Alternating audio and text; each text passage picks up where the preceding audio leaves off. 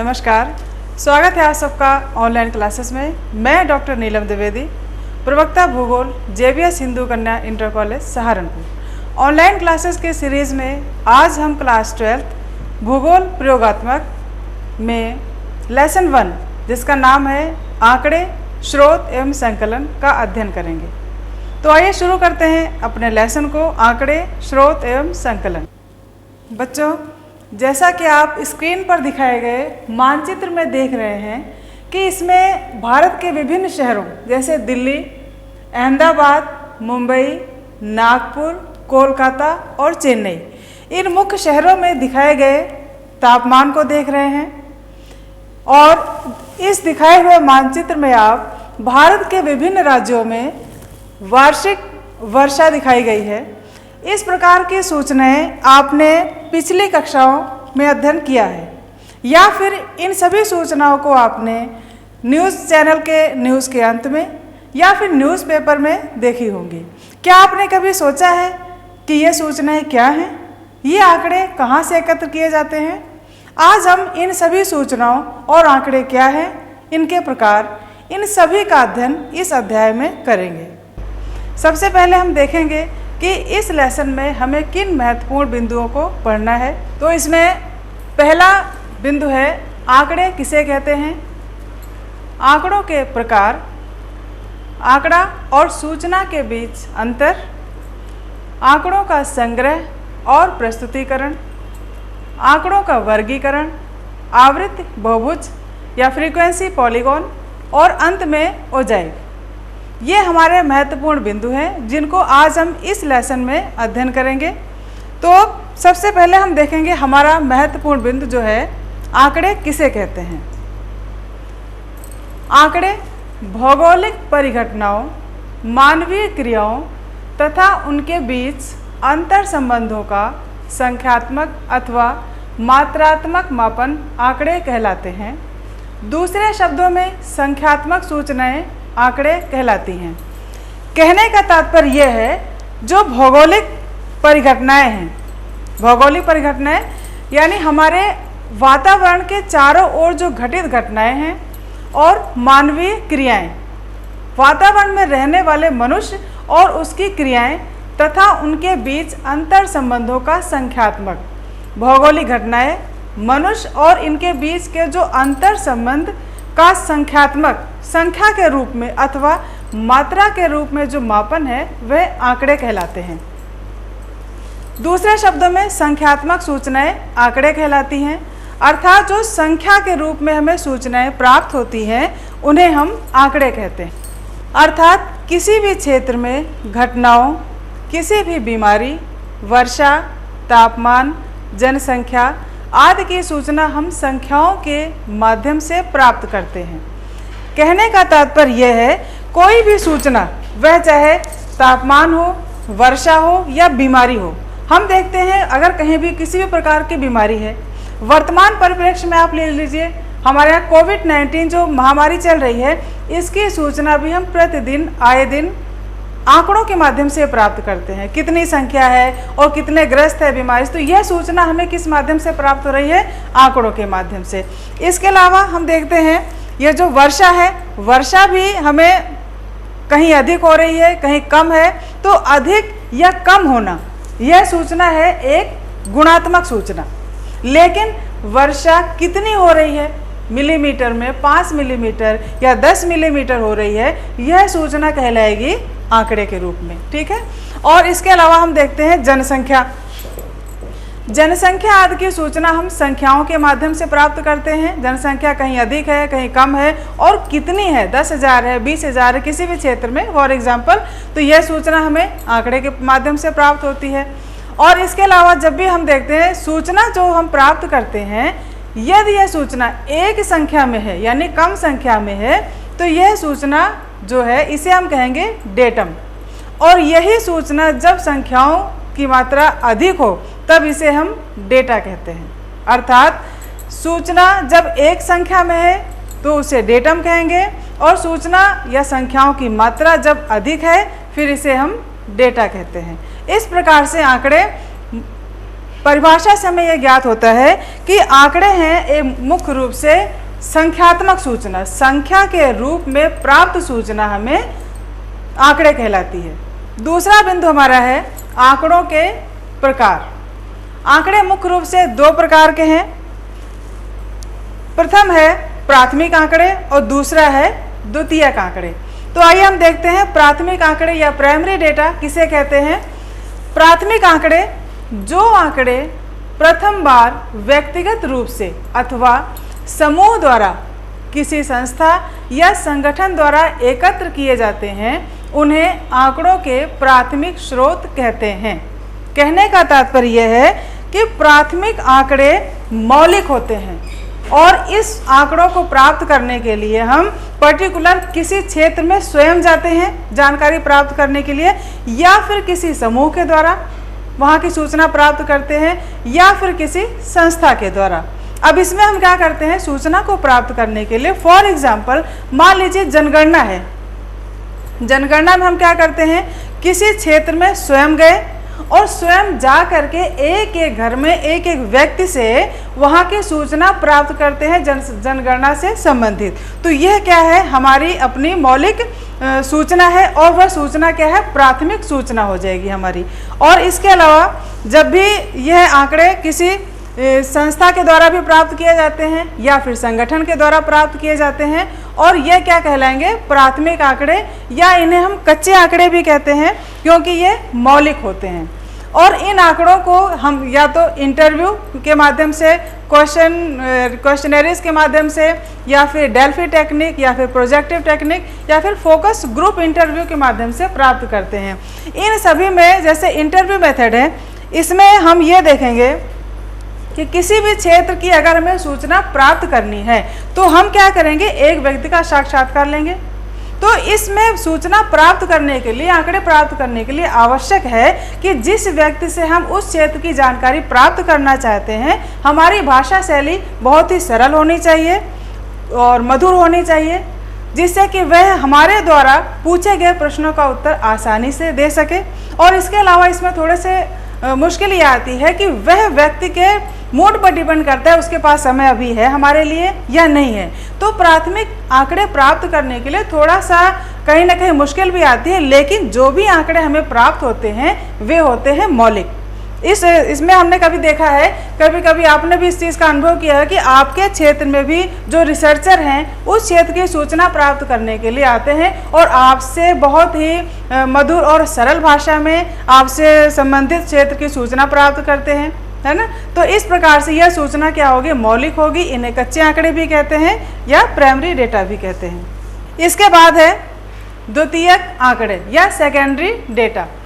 Secondary data क्या है, जो आंकड़े किसी प्रकाशित अथवा अप्रकाशित साधनों या स्रोतों जैसे सरकारी, अर्ध सरकारी, अंतर्राष्ट्रीय समाचार पत्र, गैर सरकारी प्रलेखों द्वारा एकत्र किए जाते हैं, उन्हें द्वितीयक स्रोत कहते हैं। भारतीय योजना आयोग, भारत का जनगणना विभाग, सर्वेक्षण विभाग, कृषि विभाग प्रतिवर्ष अनेक प्रकार के आंकड़ों को प्रकाशित करते हैं। अब यह जो सेकेंडरी डेटा है, इसमें जो हमें सूचना प्राप्त करनी है, यह हमें क्या है, किसी न किसी स्रोत के माध्यम से हम इन सूचनाओं को प्राप्त करते हैं। वैसे यह दो प्रकार के हैं, प्रकाशित और अप्रकाशित, यानी पब्लिश भी होते हैं या फिर नॉन पब्लिश भी होते हैं सूचनाएं। वस्तुतः ये क्या है, ये मौलिक डेटा ही है या मौलिक प्राथमिक स्रोत ही हैं आंकड़े प्राप्त करने के, लेकिन इनको प्राप्त करने के लिए हमें किसी न किसी माध्यम की आवश्यकता होती है। फॉर एग्जाम्पल, अगर हमें किसी क्षेत्र की जनगणना से संबंधित सूचना प्राप्त करनी है तो हमें उस क्षेत्र में जाने की आवश्यकता नहीं है। हम किसी संस्था या समाचार पत्र या किसी संगठन के द्वारा प्रकाशित या अप्रकाशित स्रोतों का प्रयोग करेंगे और उस क्षेत्र की जानकारी प्राप्त करेंगे।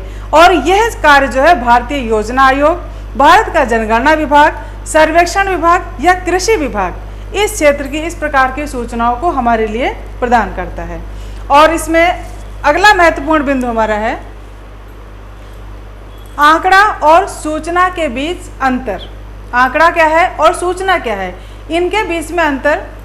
आंकड़ा संख्यात्मक सूचना को कहते हैं, किंतु प्रत्येक सूचना संख्यात्मक हो यह आवश्यक नहीं है, क्योंकि सूचना गुणात्मक, मात्रात्मक, विवरणात्मक भी हो सकती है। अब आइए देखते हैं आंकड़ा क्या है और सूचना क्या है। एक वे में देखा जाए तो हमें दोनों लगभग एक जैसी ही प्रतीत होती, आंकड़ा और सूचना। लेकिन जब हमें पता लगता है कि किसी क्षेत्र में वर्षा हो रही है तो यह क्या है, हमारे लिए एक सूचना है। और वर्षा अधिक हो रही है या वर्षा कम हो रही है, यह सूचना है गुणात्मक। लेकिन वर्षा कितनी हो रही है, 5 मिलीमीटर, 10 मिलीमीटर या इससे अधिक या कम, तो जो सूचना हमें संख्या के रूप में प्राप्त हो रही है 5 मिलीमीटर, 10 मिलीमीटर, ये हो जाएगी हमारे लिए आंकड़ा। तो आंकड़ा और सूचना में अंतर संख्या और गुणात्मक का ही है। इसके बाद अगला बिंदु हमारा है आंकड़ों का संग्रह और प्रस्तुतिकरण। अब आंकड़ों का हमने संग्रह करना है और इसका प्रस्तुतिकरण। आंकड़ों का संग्रह, सारणीयन और सारणी रूप में प्रस्तुतिकरण निरपेक्ष रूप में, प्रतिशत में अथवा संकेत सूची के रूप में होता है। हमने किसी क्षेत्र में जा करके आंकड़ों को क्या है, डेटा कलेक्ट कर लिया और कलेक्ट करने के बाद अब हमें उस डेटा को प्रेजेंट करना है। किस प्रकार से कि जिससे कि वो आसानी से समझ में भी आ जाए, एट्रैक्टिव भी हो, और उसको हमें सिस्टमेटिक ढंग से लगाना है जिससे कि देखने वालों को ये समझ में आ जाए कि यह डेटा किस प्रकार का है और किस पर्पज से कलेक्ट किया गया है। तो इसके लिए हमें क्या करना होता है, आंकड़ों को संग्रह करके उसकी सारणी बनानी है, यानी टेबल बनाना है। और टेबल बनाने के लिए निरपेक्ष रूप में डेटा कलेक्ट करते हैं, निरपेक्ष यानी एब्सोल्यूट डेटा के रूप में, या फिर प्रतिशत या रेशियो रूप में, और अथवा इंडेक्स रूप में भी हम इसको प्राप्त करते हैं। अब हम क्रमशः तीनों ही प्रकार, निरपेक्ष, परसेंटेज और इसके अलावा संकेत सूची, इन तीनों प्रकार के प्रेजेंटेशन को हम कैसे समझते हैं इसको देखते हैं। और अगला इसमें बिंदु हम देखते हैं निरपेक्ष आंकड़ा। आंकड़ों को प्रस्तुत करने के लिए हम निरपेक्ष आंकड़ा कैसे प्रस्तुत करते हैं, यानी एब्सोल्यूट डेटा। जब आंकड़े अपने मूल रूप में पूर्ण अंक की तरह प्रस्तुत किए जाते हैं तब उन्हें निरपेक्ष आंकड़े कहते हैं। इसके समझाने के लिए मैंने आपको 3 कॉलम की ये टेबल बना रखी है। पहले कॉलम में स्टेट, फिर टोटल पॉपुलेशन और percentage of population in India. Uttar Pradesh की टोटल पॉपुलेशन इस टेबल में दिखाया गया है 19,19,12,341। तो उत्तर प्रदेश की ये जो टोटल पॉपुलेशन है ये एब्सोल्यूट डेटा के रूप में दिखाई गई है, अर्थात इसे अपने मूल रूप में पूर्ण अंक की तरह ही प्रस्तुत किया गया है। तो यह जो है आंकड़ा है इसे हम कहेंगे निरपेक्ष आंकड़ा। और इसके अलावा इसमें अगला है percentage of population in India. अब इसको भी आंकड़े को दर्शाने के लिए जो हम प्रतिशत रूप में लेते हैं, इसमें हमने क्या किया है, इस पॉपुलेशन को जब हमने परसेंटेज निकाला तो 16.50% है, और यह क्या होगा, परसेंटेज के रूप में आंकड़ों को प्रस्तुत करने का एक मेथड है। इसके बाद प्रतिशत अनुपात या परसेंटेज रेशियो, जिसका कि मैंने पिछले टेबल में आपको बताया।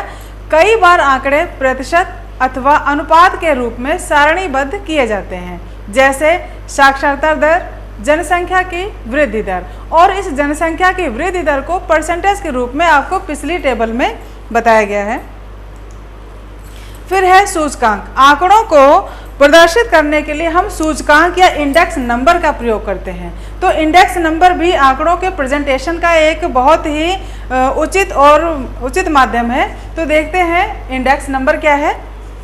सूचकांक रूप में चरों में परिवर्तन होने वाले आंकड़ों का प्रस्तुतिकरण किया जाता है, जैसे शेयर बाजार में सूचकांक प्रतिपल परिवर्तित होता रहता है। कहने का तात्पर्य यह है कि डेटा प्रेजेंटेशन के लिए सूचकांक का प्रयोग कहाँ किया जाता है।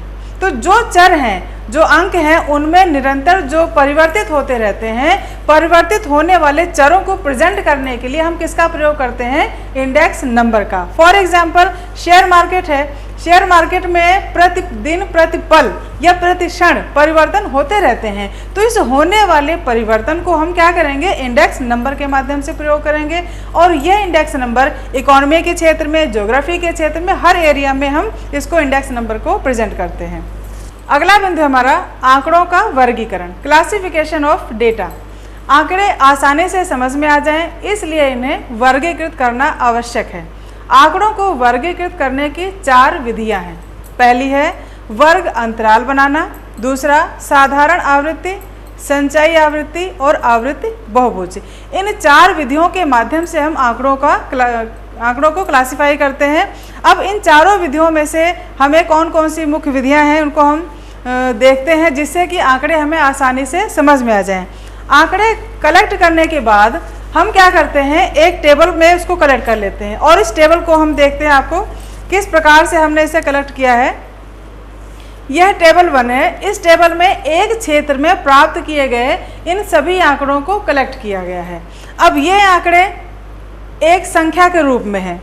अगर हमने किसी क्षेत्र में जा करके आंकड़े कलेक्ट कर लिए हैं और उन आंकड़ों को मीनिंगफुल और सिस्टमैटिक ढंग से अगर उनको प्रस्तुत ना किया जाए तो ये आंकड़े मात्र एक संख्या के रूप में हैं। तो आवश्यक है कि हमें क्षेत्र में प्राप्त किए गए आंकड़ों को सिस्टमैटिक ढंग से और मीनिंगफुल ढंग से इनको प्रस्तुत करें, जिससे कि सामने वाले को पता लग सके हमने किस पर्पज से इन आंकड़ों को कलेक्ट किया है। तो इसको हम देखते हैं।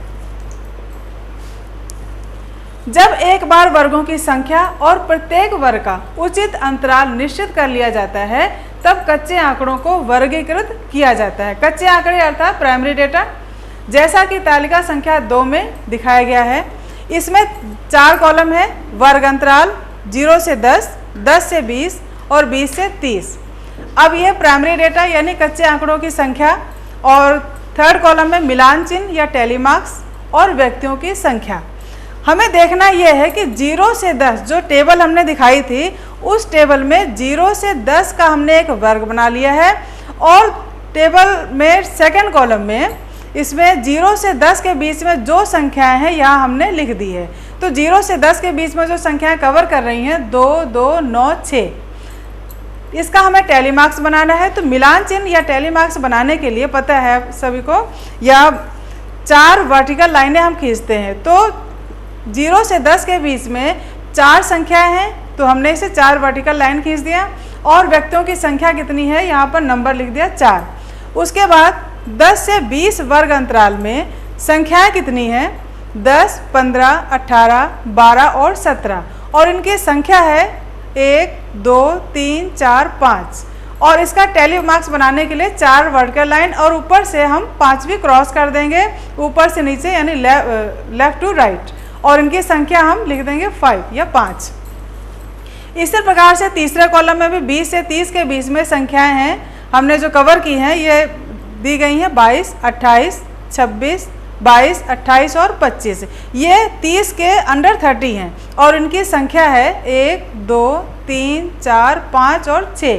तो 6 टैली मार्क्स बनाने के लिए 4 वर्टिकल लाइन, 1 क्रॉस 5 और 1 वर्टिकल लाइन हमने और खींच दी, तो ये हो गया 6, और इसके बाद संख्या हमने लिख दिया इसकी 6। इस प्रकार से हमने टेबल को एक सिस्टमैटिक ढंग से बनाया। उसके बाद संचयी आवृत्ति या कुमुलेटिव फ्रीक्वेंसी क्या है? संचयी आवृत्ति को CF द्वारा प्रदर्शित किया जाता है। CF मीन्स कुमुलेटिव फ्रीक्वेंसी का शॉर्ट फॉर्म, जिसे प्रत्येक वर्ग में दी गई क्रमिक सामान्य आवृत्ति को पहले योग के साथ जोड़कर प्राप्त किया जा सकता है। इसे तालिका संख्या 3, ये जो टेबल है इसमें दिखाया गया है। इसमें वर्ग अंतराल मैंने वही ले लिया है, 0 से 10, 10 से 20, 20 से 30 और 30 से 40। सेकंड कॉलम में ये साधारण आवृत्ति दी गई है। 0 से 10 के बीच में 4, 10 के बीच में 5 और ये 7, 5 और 7। अब इसकी हमें क्या करनी है? संचयी आवृत्ति निकालनी है। संचयी आवृत्ति निकालने के लिए हमें क्या करना है? सबसे पहले पहला नंबर लिख करके और साधारण आवृत्ति की दूसरी डिजिट को हमने इसमें जोड़ दिया। तो 4 में जब हम 5 प्लस करेंगे तो हमें कुमुलेटिव फ्रीक्वेंसी मिल जाएगी 9। इसी प्रकार से 9 में 5 साधारण आवृत्ति जोड़ने पर हमें प्राप्त हो जाएगा 14। 14 में 7 साधारण आवृत्ति जोड़ने पर हमें अंक प्राप्त होगा 21। तो ये हमारी साधारण या संचयी आवृत्ति की टेबल बन गई। हमें ज्ञात यह करना है कि हमने जो टेबल ये बनाई है इसकी CF की, ये सही है या नहीं। तो हम साधारण आवृत्ति का टोटल करेंगे, 5 और 4 9, 5 14 और 7 21, इसका टोटल आ रहा है 21। और इसके भी लास्ट संख्या जो नंबर है वह भी है 21। तो कहने का तात्पर्य यह है दोनों संख्याएं हमारी एक हो रही हैं, तो ये हमारी संचयी आवृत्ति की टेबल बिल्कुल राइट है। इस प्रकार से हम तालिका बना करके और साधारण आवृत्ति में जोड़ करके हम संचयी आवृत्ति को प्राप्त कर सकते हैं। इसके बाद है आवृत्ति बहुभुज या फ्रीक्वेंसी पॉलीगॉन। आवृत्ति आयत या हिस्टोग्राम की सहायता से बहुभुज बनाया जाता है। वर्ग अंतराल को OX अक्ष पर तथा आवृत्ति को OY पर दर्शाया जाता है। इसमें देखिए वर्ग अंतराल लिया गया है 0 से 5, 5 से 10, 10 से 15 और 15 से 20 और इनकी आवृत्ति है 4, 7, 1 और 6। अब इस टेबल पे हमें क्या बनाना है, आवृत्ति बहुभुज। तो इसमें आप देख रहे हैं डायग्राम में OX अक्ष पर यानी जो हॉरिजॉन्टल लाइन है इस पे हमने वर्ग अंतराल दिखाए हैं और OY अक्ष पर हमने क्या दिखाया है, आवृत्ति दिखा दी है। तो सबसे पहले 0 से 5 के बीच में जो आवृत्ति है ये क्या है, 4। हमने इस प्रकार से ये आयत बना दिया, आयत या इसको हम हिस्टोग्राम भी कहते हैं। 5 से 10 के बीच में है ये 7, हमने 7 का हिस्टोग्राम बनाया। 10 से 15 के बीच में है 1 और 15 से 20 के बीच में है 6। हमने इस प्रकार से ये 4 हिस्टोग्राम बनाए। अब इन हिस्टोग्राम पे हमें क्या बनाना है, पॉलीगॉन। तो पॉलीगॉन बनाने के लिए सभी हिस्टोग्राम के मिड पॉइंट लेकर के यहाँ पर और इन सभी हिस्टोग्राम पर हम मिड पॉइंट लेकर के एक कर्व बना लेंगे और इस प्रकार से जो हमें यह कर्व प्राप्त हुआ है यह क्या कहलाएगा, पॉलीगॉन। और इसको हम ग्राफ पेपर पर बहुत ही इजीली बना सकते हैं। इसके बाद है ओजाइव। ओजाइव क्या है, जब आवृत्ति को जोड़ दिया जाता है उन्हें संचयी आवृत्ति कहा जाता है, ये आपको मैंने अभी बताया।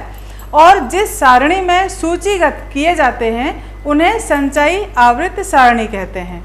संचयी आवृत्ति द्वारा प्राप्त किए गए वक्र को ओजाइव कहते हैं। इसका निर्माण 2 प्रकार से किया जाता है, कमतर विधि या लेस देन मेथड, दूसरा है अधिकतर विधि या मोर देन मेथड। अब हम क्रमशः इन दोनों को देखेंगे कि लेस देन मेथड क्या है और मोर देन मेथड क्या है। कमतर विधि या लेस देन मेथड, इस विधि में हम श्रेणियों की उच्च सीमा से शुरू करते हैं और आवृत्ति को जोड़ते हैं। ध्यान रखिए, इसमें आवृत्ति को जोड़ते हैं और जब इन आवृत्तियों को अंकित किया जाता है तब हमें एक उभरता हुआ वक्र प्राप्त होता है जिसे तालिका 4 और चित्र 1 में दिखाया गया है।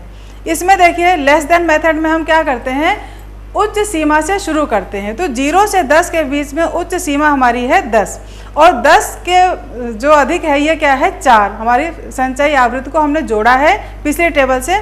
तो हमें इसमें क्या करना है, 10, 20, 30, 40, 50, ये हमने इसकी उच्च सीमा ले ली है। और इन सभी सीमाओं के सामने जो संचयी आवृत्ति है क्रमशः ये 4, 9, 14, 21 और 27 और इन सभी पॉइंट को हमने इस पर ग्राफ पे आपको दिखाया है। तो 0 से 10 के बीच में 4, फिर 9, फिर 14, 21 और 27, इन सभी पॉइंट को जब हम इसको मिलाएंगे एक कर्व हमें नीचे से उभरता हुआ एक कर्व प्राप्त होगा। यह क्या कहलाएगा, हमारा कमतर विधि से प्राप्त ओजाइव तालिका ग्राफ। उसके बाद है अधिकतर विधि या मोर देन मेथड। इस विधि में हम वर्गों की निम्न सीमा से शुरू करते हैं और संचयी आवृत्ति से प्रत्येक वर्ग की आवृत्ति को घटा देते हैं। हमने लेस देन मेथड में क्या किया था, उसमें हमने जोड़ दिया था और इसमें मोर देन मेथड में हम इसमें घटा देते हैं।